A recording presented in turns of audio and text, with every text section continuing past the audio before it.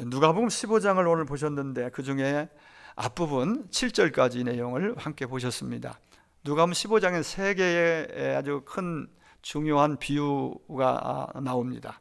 잃어버린 양의 비유, 오늘 본문, 그리고 잃어버린 드라크마 비유, 그리고 또 하나는 잃어버린 탕자의 비유.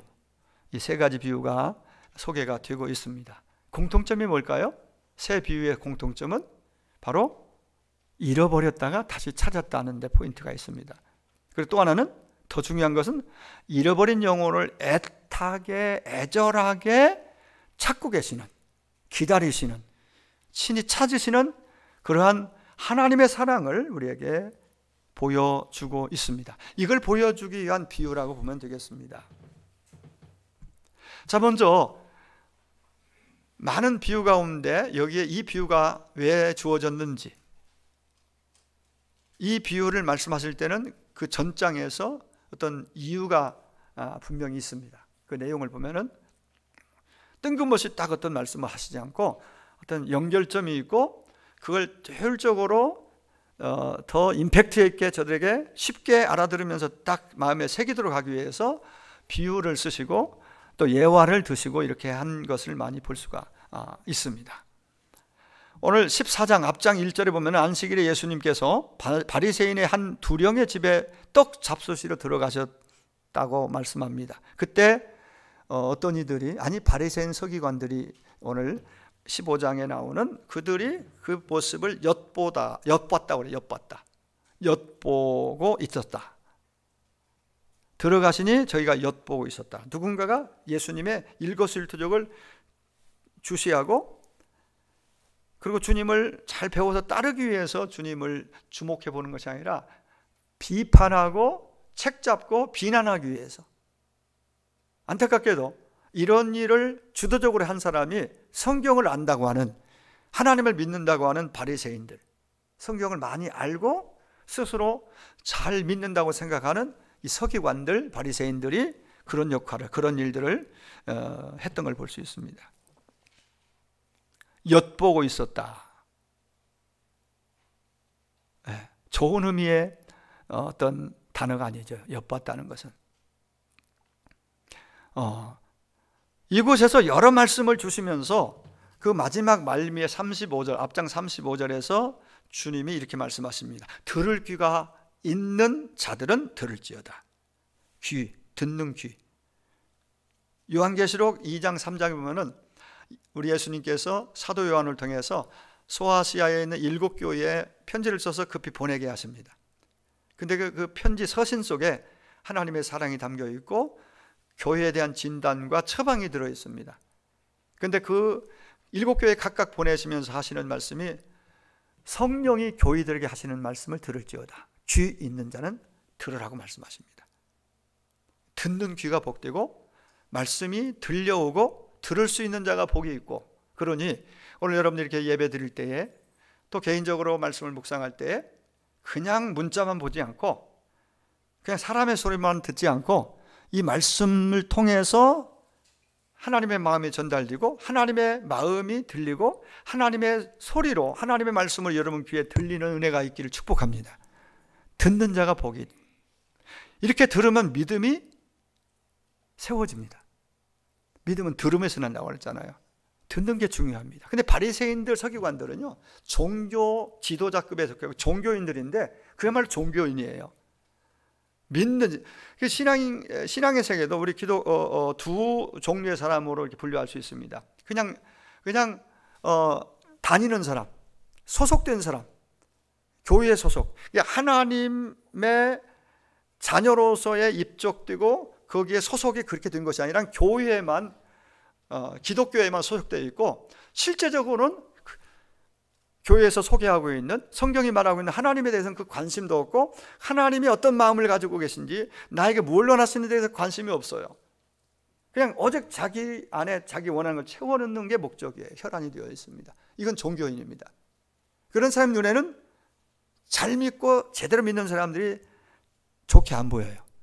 그래서 어떻게 보면 비판하고 깎아내릴 것인지 늘 그런 시선으로 봅니다. 아마 그런 격입니다. 종교인에 속했던 바리새인들, 서기관들은 하나님 하면서도 진짜 우리를 구하러 오신 예수님을 보는 눈도 없었고 예수님을 비판하기 위해서 엿보고 있었고, 할 수만 있으면 주님을 넘어지게 비판하고 얼마나 괴롭게 힘들게 했던 존재인지 모릅니다. 그러니까 들을 귀가 있는 자는 들을지어다. 주님이 주시는 말씀, 성경에 기록된 말씀이 귀로 일단 듣고 마음에 담겨서 정상적인 신앙이라면 손과 발로, 행동으로, 삶으로 나타내야 됩니다. 그러면 정말 가장 바람직한 믿음이 되겠죠.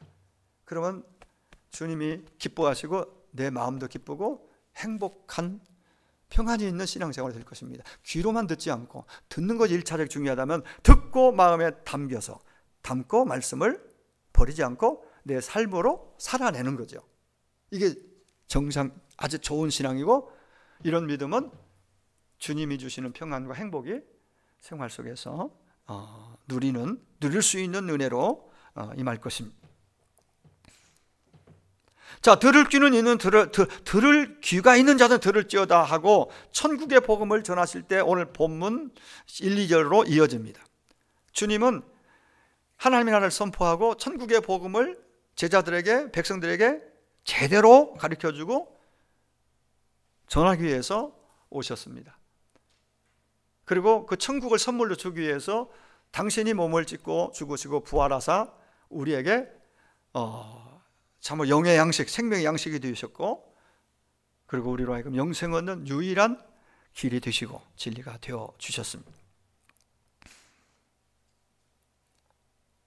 오늘 1절, 2절에 보는 모든 세리와 죄인들이 말씀을 들으러 가까이 나아오니, 이들은 세리와 죄인들은 소외된 사람들이고, 그리고 무시받는 사람들이고 힘없는 사람들이에요.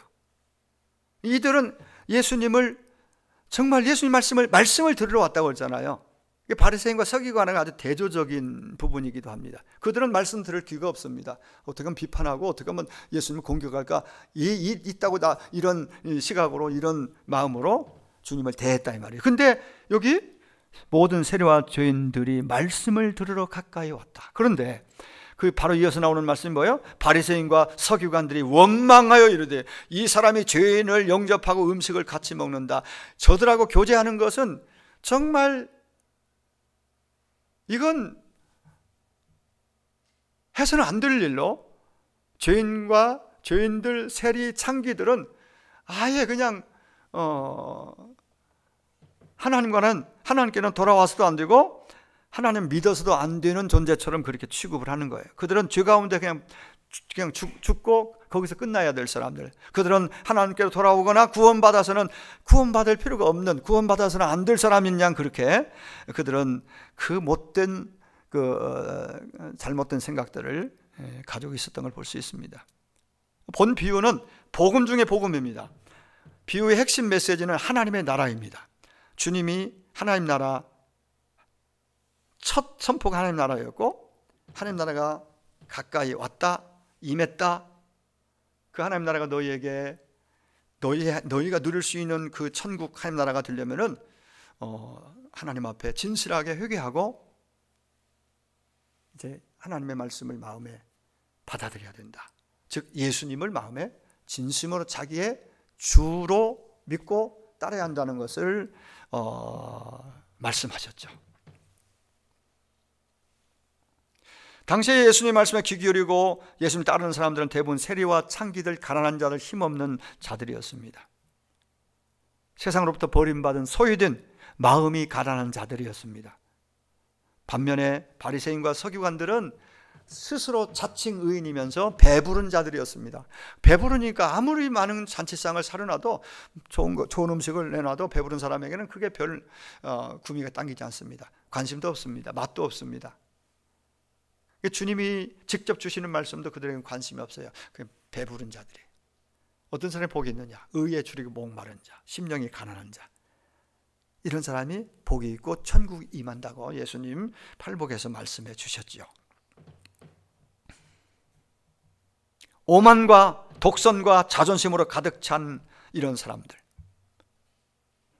그리고 거룩한 척, 자기들은 죄인들, 세리, 창기, 그들과 비교해서 자기들은 아주 의롭다고 스스로 생각하면서, 누구도 죄인들은 회개하고 돌아오는 것 원치 않고 죄인들은 그냥 멸망하기를 오히려 원하는 그런 무리들이었습니다. 그러니까 예수님도 존경받고 우리부터 인정받으려면은 죄인들을 멀리하세요. 세리, 창기, 왜 그런 사람들 식사하고 교제합니까? 말도 섞으면 안 됩니다. 우리에게 오세요. 이런 심상입니다.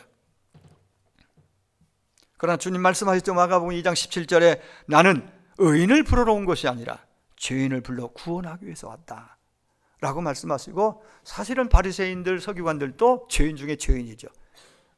그러니까 의인인 척 할 뿐이지 아주 심각한, 오히려 세리나 죄인들 창기보다 더 심각한 영적 교만에 교만에 꽉 차 있는 그러한 심각한 그 죄인 중에 죄인이죠. 그런데 그걸 보지 못한 거죠. 느끼지 못한 거죠. 오히려 예수님의 처신을 못마땅하게 여겼습니다. 이 때문에 본문에 기록된 대로 바리새인과 서기관들이 예수님을 원망했다고 오늘 본문에 기록하고 있는 것입니다. 그래서 이 원망을 들으신 이후에 주님은 잃어버린 양, 그리고 잃어버린 드라크마, 은전 비유를 말씀하시게 된 것입니다. 여기서 주는 강력한 주님의 주시는 그 메시지 포인트는 뭐냐면은 한 영혼 하나의 소중함입니다. 한 생명의, 한 영혼의 귀중함을 그때 깨우쳐 주기를 원해서 잃은 양을 찾으시는 목자의 심정, 그 비유를 말씀해 주셨습니다. 사실 이 비유는 유대 사회에서는, 그 당시 이스라엘 사람들에게는 그걸 흔히 볼 수 있는 양들의 어떤 양을 많이 치는 그런, 어디서 볼 수 있는 그런 상황이었고, 또 그걸 소재로 해서 비유를 든 것은 그냥 딱 들으면 알아들을 수 있는 비유거든요. 그런데 바리새인들은 이걸 들을 귀가 없었기 때문에 못 들은 거예요. 정말 마음이 심령이 가난한 사람들에게는 그 메시지가 생명처럼 그야말로 복음으로 들어오지만은 마음이 다른 걸로 꽉 차 있기 때문에 그들은 이 비유를 볼 수 없었고 들을 수 없었습니다. 그러니까 뭘 너희들이 잘못하고 있는지, 왜 이들에게 하나님 나라가 필요한지, 그 하나님 나라는 당신들에게, 너희들에게도 필요한데 왜 무엇이 잘못되었는지를 가르쳐 주기 위해서 이 비유를 말씀하셨다, 그렇게 말씀을 들을 수 있습니다. 이 비유는 오늘 우리에게도 직접적으로 말씀하십니다. 주님의 마음이 어디에 있는지, 한 영혼의 소중함을 강력하게 우리에게 말씀하십니다. 자, 오늘 비유가 이렇죠. 어떤 사람이 양 100마리가 있는데 그중에 한 마리를 잃어버렸습니다. 왜 어떻게 하다 잃어버렸는지는 거기까지는 말씀하지 않습니다. 이거 비유니까. 일단 이 사람은 99마리를 그냥 두고, 사실 그게 들에 두고 갔으니까 나머지도 안전 문제가 있을 수 있지만 그런 부분은 중요하잖아. 이 비유에서는 포인트가 거기에 있지 않으니까 두고 더 많은 양을 그냥 놓은 채로 한 마리 때문에 이 목자는 정신을 잃을 정도입니다. 너무 마음이 아프고 너무 마음이 그쪽으로 다가 있는, 그래서 그걸 찾으러 나서죠. 그리고 찾았습니다. 찾다가 어렵게 힘들게 찾았죠. 그 양을 어깨에 메고 기뻐서 메고 돌아와서 동네 사람 불러서 기쁨의 잔치를 배설했다, 나누었다. 이게 오늘 1절, 7절, 특별히 3절부터 7절까지 내용입니다. 길지 않은 본문이지만은 크고 많은 메시지를 담고 있다고 봅니다. 주님께 말씀하시는 것이 바로 이 오늘 제목처럼 목자의 심정입니다. 목자의 심정, 목자의 마음. 이 목자 하면 우리는 보통 예수님을, 선한 목자 예수님, 그리고 교회를 이끌고 있는 목사님, 같은 목자님과 목사님과 목자, 그럼 목사님 정도? 여기까지 하고 여러분 딱 이해하고 만다면은 너무나 큰 걸 놓치고, 이 오늘 본문이 주는 목자의 심정, 주님의 심정이 목사에게도 있어야 되고, 자녀를 바라보는 부모의 눈에도, 마음에도 있어야 되고, 셀들을 바라보는 셀 리더의 마음이 있어야 되고 교사의 마음이 있어야 되고, 어떤 면에서는 좀 적용하면은 여러분 가까이 있는 좋아하는 가까이 있는 친구들을 바라보는 여러분이 그런 목자의 심정을 품을 수 있다면, 아니 품어야 그들이 살 기회가 있고 구원의 기회가 주어지고, 이런 얘기로 우리가 연결이 된다고 볼 수 있습니다. 우리가 잘 부르는, 자주 불렀던, 지금도 많이 부르며 은혜 받는 목자의 심정이라는 복음성이 있죠. 그게 아마 이 내용을 많이 담아서 낸 그러한 복음성입니다. 목마른 사슴이 시냇을 찾듯 나의 주님 이 죄인을 찾으셨도다. 험산줄령 헤매이는 어린 양 찾아 나의 주님 가시밭에 찔리셨도다. 양 99마리 그보다 더욱 길 잃은 한 마리 양 사랑했도다. 양을 위해 생명 바친 목자 예수고 그 사랑을 잠시라도 잊지 말지라. 이 찬양 가운데, 이 내용 가운데 오늘 본문과 같이 연결되는 같은 내용이죠. 한 마리 양, 이게 100마리 중에 9마리 남고 한 마리, 이건 크게 생각하지 않을 수 있습니다. 작은 거예요. 그렇게 생각하면은 그렇게 애절할 것도 없잖아요. 마음 졸일 것도 없잖아요. 근데 전혀 아니에요. 그 한 마리 양 때문에 이 목자가 그 심정이, 마음의 상태가 어떠한지를 그대로 표현해 주고 있는 내용. 우리가 부르는 그 복음성과 목자의 심정이라는 노래 속에 이게 하나님의 마음입니다. 아니, 하나님께 우리에게 요구하시는 마음이에요. 여러분이 자녀를 볼 때에 좀 더 출세하고 좀 더 잘 되고 하는 일들 잘 되고 학교도 더 좋은 대학 가고 좋은 길들이 열려지기를 부모마다 그런 마음 없겠습니까? 다 바라고 원하죠. 근데 그 현실에만 급급해서 몰아붙이고 내지는 그것만 공급하기 위해서 아침부터 저녁까지 수고하고 있다면 잘못 보고 있는 겁니다. 자녀의 진짜 봐야 할 그들의 영적인 영혼의 상태, 영혼을 보면서 이건 아닌데 싶으면 그런 마음이 들어야 기도하고 눈물도 흘릴 수 있지 않겠습니까? 자녀를 위한 눈물이 있다면, 그 기도가 있다면 자녀는 절대 망하는 법이 없다고 그러잖아요. 반드시 멀리 갔더라도 다시 회개하고 돌아오는 일이 교회사 속에, 역사 속에 얼마든지 많이 그 예증들이 있습니다. 그들을 바라보는 주님의 시선, 주님의 마음, 사랑의 마음. 주님 마음은 사랑의 마음이죠. 여러분, 가정마다 문제가 없는 가정이 있겠습니까? 근데 가정의 문제의 핵심 뭐냐면요, 가장 포인트는 사랑이에요. 사랑의 마음이 작아지고 식어지고 얇아지면은 사람들이 가족 안에서도 계산이 들어갑니다. 형제 간에도 계산합니다. 부부 간에도 사랑이 식어지면 여러 가지 많은 것들을 생각하면서 이 생각 속에서 복잡해지고 계산이 일단 앞섭니다. 사랑이 식으면 그렇게 되어집니다. 여러분, 가정마다 행복을 원하면서도 행복을 멀리 두고 아쉬워하는, 왜 그런 일이 일어납니까? 하나님이 주시는 하나님의 사랑으로, 서로 사랑으로 가정 안에 채워진다면, 사랑이 회복된다면 행복도 가까이 다가올 것입니다. 여러분 가정에 하나님이 부어주는 그 사랑으로 서로 간의 사랑이 회복되기를 축복합니다. 사랑의 마음이 회복되면 돈보다 사람이 보입니다. 진짜 주님의 마음으로, 주님의 눈으로 그들을 보게 되고, 좀 더 잘 먹고 잘 살고 좀 더 잘 되지, 세상적으로 잘 되지 못하는, 안 되는 부분에 있어서 안타까워하고 마음 졸이고, 그런 마음도 부모니까 당연히 내 자식이니까 그렇게 가겠지만 그보다 더 중요한, 더 큰 것을 본단 말이죠. 자기 자신도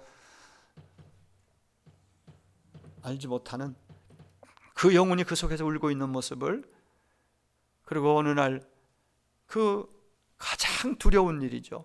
세상을 떠날 때에 그 지옥의 형벌을 면할 자가 누가 있어요? 죄인은 다 이 땅에서 해결받지, 예수를 통해서 예수 피로 구원받지 못하면은 그 자기 죄의 대가를, 죄를 안고 자기가 스스로 하나님 심판대에 서게 될 것입니다. 그리고 두려워하는 그 멸망 심판의 지옥의 형벌을 면할 자가 없기 때문에 그걸 그 영혼은 느끼고 압니다.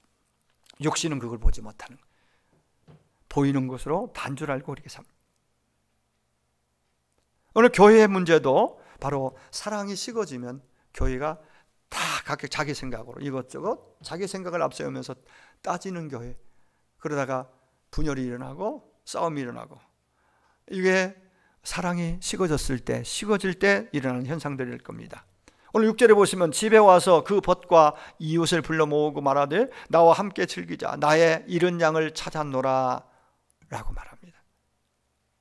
잃어버린 양 한 마리를 찾았다고 친구들과 이웃들을 불러서 잔치를 벌이는 모습입니다. 우리가 조금 계산해 보면은 계산적으로 경제 논리로 모든 걸 풀어가는 세상의 논리가 그렇잖아요. 내가 얼마나 유익한가, 도움이 되는가, 여기에 대해서 선택을 하고 안 하고 합니다. 이게 경제는 비즈니스 논리로 사는 사람들이에요. 그러면 피곤합니다.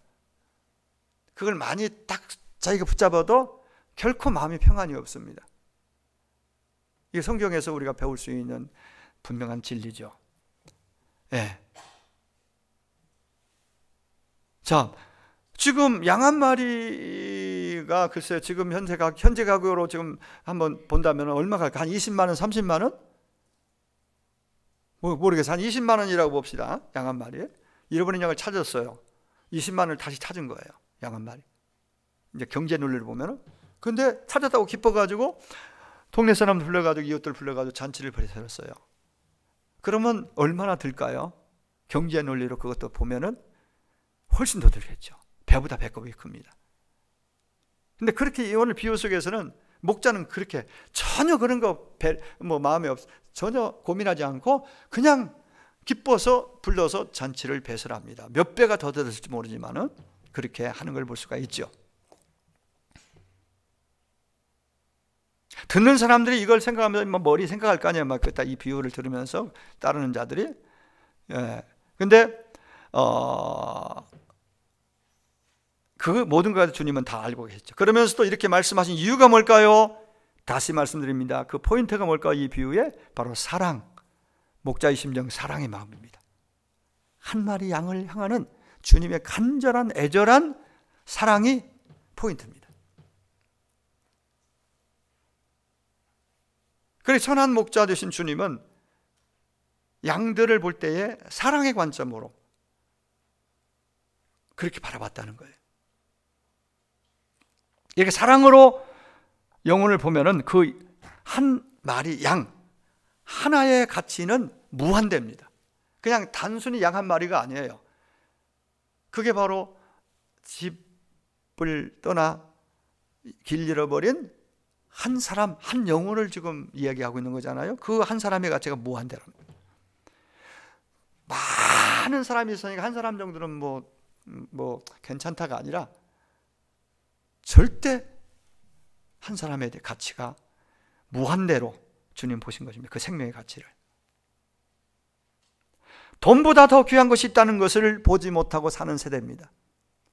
돈보다 더 귀한 것이 있다는 것을 세상 사람들은 모릅니다. 아니, 안 보려고 합니다. 그 돈이 최선입니다. 항상 최고입니다. 그거 있으면 다 되는 거 다 얻을 수 있다고 생각하는데 결코 그것으로 우리가 그토록 원하는 평안은 사지 못하고 행복은 그건 그 물질로 결코 사지 못한다는 거. 솔로몬의 고백을 통해서 우리는 충분히 많이 들었습니다. 전도서에서. 주님은 우리에게 말씀하십니다. 너의 관점을 바꾸라. 네 자녀를 보는 관점을 바꾸라. 주님의 마음으로 바라봐라. 예수 없이 믿음 중단되고 주님 떠나 있는 그 모습이 얼마나 그 영혼이 가련한지, 얼마나 그 영혼이 불쌍한지 주님의 심장으로 저들을 바라봐라. 그 눈이 열릴 때에 볼 수 있을 때 우리는 진짜 기도하게 되고 진짜 눈물을 흘릴 수 있어요. 그들을 위해서. 미동도 하지 않는, 전에 교회 다녔지만은 코로나로 인해서 아니면 처음부터 엄마 믿으면 아빠 믿으면 아빠, 엄마 믿음이고 나는 전혀 아닌 것 같아요 하고 아주 마음을 굳게 닫고 있는 그들이든 아니면 믿다가 지금 쉬고 있는 그들이든 그들을 주님의 눈으로 관점으로 보면은 불쌍히 여기는, 유리방황하는 그 상태를 보게 되고, 진짜 그걸 볼 때에, 관점이 바뀔 때에 우리가 진실한 기도를 드릴 수 있습니다. 돈보다 더 귀한 것은 생명이라는 것을 정말 알게 되고, 그걸 오늘 말씀하고 있습니다. 누가복음 12장 20절에 보면 하나님께서 어리석은 부자 이야기를 하시죠. 거기에 어리석은 자여, 오늘 밤에 네 영혼을 내가 찾으리니 그러면 네가 예비한 모든 재물이, 네가 쌓아놓은 모든 것들이 네 것이 되겠느냐라고 묻고 계십니다. 그러니까 경제적 관점, 비즈니스 관점에서 사로잡혀서 돈이 최고인 줄 알고 살아온 어리석은 부자에게 던지는 강력한 경고의 메시지입니다. 돈은 많이 벌었으나 그 영혼이 구원받지 못한 사람들, 출세는 했고 성공했지만은 하나님 품에 멀리 떠나 있는 그들, 남들이 부러워할 정도로 모든 걸 다 가지고 누리지만 그 영혼이 아직 주님 품 안에 안기지 않는, 구원받지 않은 잃어버린 양들, 주님 밖에 있는 그들, 성경은 어리석은 길로 가고 있다라고 말합니다. 스스로 깨우쳐서 나도 하나님 믿어야 살리 하고 돌아올 자가 몇 명이나 되겠어요. 누군가가 손잡아주고, 누군가가 진실한 눈물의 기도를 흘려주고, 누군가가 그런 시선으로 보고 찾아가지고 끌어줄 때에 구원이 시작되는 것입니다. 그때 마음이 열리기 시작하는 것입니다. 그냥 우리의 전도는 그냥 막연한 게 아닙니다. 그렇게 우리 입장에서 자녀를 향하여 우리의 그렇게 기도와 손을 내밈이 있을 때에 그 과정 속에 성령님이 함께 그 마음으로, 그 눈으로, 그 삶으로 성령님이 그 도움을 주시는 거예요. 우리는 가만히 있고 그냥 알아서 때되면 하나님께서 인도해 주시겠지, 이건 막연한 기대일 뿐이죠. 이건 믿음이 아닙니다. 우리의 해야 할 우리의 일들이 있습니다. 그걸 우리가 하라고 말씀하시는 것입니다. 저는 여러분들이 믿다가 쉬고 있는, 믿지 않는 남편이나 자녀들, 먼저 가족 안의 구성 가운데서 하나님 마음에 돌아오지 않는 그들을 볼 때 먼저 사랑의 눈으로 볼 수 있기를 바랍니다. 긍휼히 여기는 주님의 관점에서 그들을 볼 수 있기를 축복합니다. 할렐루야! 거기서부터 구원이 시작되는 것이에요. 무관심도 죄입니다. 그럼 막연하게 때가 되면 알아서 하겠지, 이것도 무책임한, 하나님 앞에서 하나님의 말씀을 받은 자로서 무책임한 일이죠. 생명의 문제, 구원의 문제, 영혼의 문제는 누군가가 옆에서 누군가 해줘야 됩니다. 예수님을 말해줘야 됩니다. 왜 예수님을 믿어야만 구원 얻는 것인지 여러분이 말하고 초청해서 여기서 들을 수 있는 기회를 주는 것까지는 우리들이 해야 될, 저와 여러분이 해야 될 중요한 책임이라고 저는 봅니다. 여러분, 목자의 심정이 이해가 되십니까? 제가 목자의 심정을 몇 차례 강조했습니다. 오늘 저와 여러분에게 목자의 심정이 필요합니다. 다시 말씀드립니다. 목자는 예수님만이 아니라, 목사만이 아니라, 가정에서 부모는 자녀를 보는, 남편이 아내가 서로를 보는 목자의 시선으로 주님의 마음으로 그들을 보자는 거예요. 사랑의 시선이고 목자의 영혼을 보는 그러한 시선이죠. 겉만 보고 그냥 보이는 것만 보는 것이 아니라 그 안에 있는 영혼의 실체, 영혼의 상태, 영혼을 하나님 없이 존재하고 있는 그 스스로 살아가는 그들을 보는 부모가 되고, 교사가 되고, 셀 리더가 되고, 목사가 되고, 그 주님의 그 심장을 가지고 나아갈 때에 거기서부터 하나님의 구원의 역사는 일어나게 될 줄로 믿습니다. 여러분, 오늘 여러분 적어놓은 이 태신자들, 그리고 아직 미처 적지 못한 분들은 꼭 나가기 전에 아니면 집에 가셔서 더 많이 기도하시고 적으셔 다음 주에라도 꼭 내셔서, 제가 왜 얘기하냐면은 그냥 기도하면은, 그냥 하자고 하면은 하는 분은 하겠지만은 이 책임감도 떨어지고 잘 안 할 수 있어요. 그러나 적어놓고 가지고 다니면은, 저부터도 적어주면은, 제가 새벽마다 이제 기도할 때 이름들을 1세부터 쭉 제가 얘기했잖아요. 금요기도회 때. 참 감사한 것 중에 하나가 뭐 수백 명, 수천 명 되면 제가 다 기억하기 어렵겠죠. 그러나 지금 그래도 자녀들까지 다 가족들 및 안 나오는 그들을 다 하니까 굉장히, 제가 볼 때는 그들만 다 나와도 그득할 것 같아요. 다 이 자리에 나오면. 근데 그 이름들이 오래된 이름인데도 새벽에 가면은 지금 생각 안 나도 거기 앉으면 생각이 나. 이름들이. 야, 그거 뭐 참 은혜다, 이거 은혜다. 어릴 때 다니고 안 나오는, 그리고 아내만 나오고 평생 교회 한 번도 안 나온 그들까지도 이름이 내 머릿속에, 내 입으로 그들의 이름을 부르며 기도할 수 있다는 것은, 기억할 수 있다는 게 얼마나 감사한지 새삼스러웠습니다.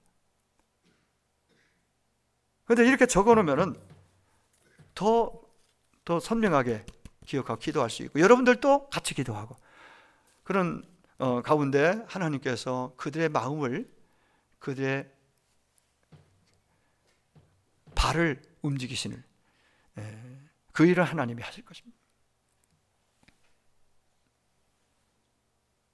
4절에 너희 중에 어느 사람이 양 100마리가 있는데 그 중에 하나를 잃으면, 여기서 말씀하시는 거예요. 100이라는 수는 이미 한눈에 딱 들어오기 힘듭니다. 양 10마리. 여러분 전번에 우리 몇 차례, 2차례, 3차례 했잖아요. 닭 병아리 키워가지고 우리 교회에 이렇게 같이 이렇게 잔치도 하게 했는데, 나눴는데, 한 50, 최고 많을 때가 한 60마리 정도까지 돼서 병아리가 커가지고, 크니까 막 그득해요. 근데 숫자를 몇 마리냐고 오는 탐방 온 그 교사나 아이들이나 부모들이 물어봐요. 그러면은 한번 세보라고 그러거든요. 근데 한 60마리도 채 안 돼. 그 정도 되는데도 세다 보면 이놈이 섞이고 저놈이 섞이고 셀 수도 없고 몇 마리인지 나도 잘 모르겠다. 대략 몇 마리쯤 될 것이다. 그래. 100마리는 적은 수가 아니에요. 양 100마리인데 그중에 한 마리 정도 없어져도 그걸 명확하게 딱 바로 한 마리 없는데 99마리 이렇게 말하기가 쉽지 않다는 거예요. 근데 오늘 본문을 보면은 이 비유지만은 100마리 가운데 하나가 없으니까 그걸 딱 알아차린 거예요. 그러니까 그들에 대한 상태 모든 것을 늘 관심 있게 주목해 보고 있었다는 얘기가, 그런 얘기로 우리가 깨달아지죠. 요한복음 10장에 예수님은 선한 목자라고 하시면서 이렇게 말씀을, 나는 선한 목자라. 3절, 요한복음 10장 3절에 문지기가 그를 위하여 문을 열고 양은 그의 음성을 듣나니 그가 자기 양의 이름을 각각 불러 인도하여 내느니라. 그 이름을 각각 불렀다. 목자이신 주님이 한 마리 한 마리 적든 많든 다 눈안의 마음에 들어와 있는 것입니다. 적어도 여러분들이 부모님 입장에서는 예수 안 믿는 자녀나 남편이나 가족들 때문에 마음 아파하면서 저들의 이름이 그냥 그 모습이 항상 눈에, 예수 안 믿고 저대로 가면 어떻게 될 것인지에 대한 그런 염려, 근심을 가지면서 주님 품에 돌아오는 꿈을 꾸고 돌아오도록 어떻게 내가 하나님 앞에 인도할 것인지에 대해서 그 관심과 그 이름을 부르면서 끊임없이 그 마음을 거기에 두고 기도하는 부모가 되고 남편이 되고 아내가 되고 교사가 되고 리더가 된다면은 하나님의 구원의 역사는 불같이 놀랍게 여러분 가정 안에, 우리 교회 안에, 셀 안에 일어나게 될 줄로 믿습니다. 오늘도 주님은, 선한 목자인 주님은 여러분의 각각 이름을 다 아시고 부르시고 필요할 때 필요한 부분들을 얼마든지 살피고 공급해 주시는 그런 크신 주님이십니다. 주님의 그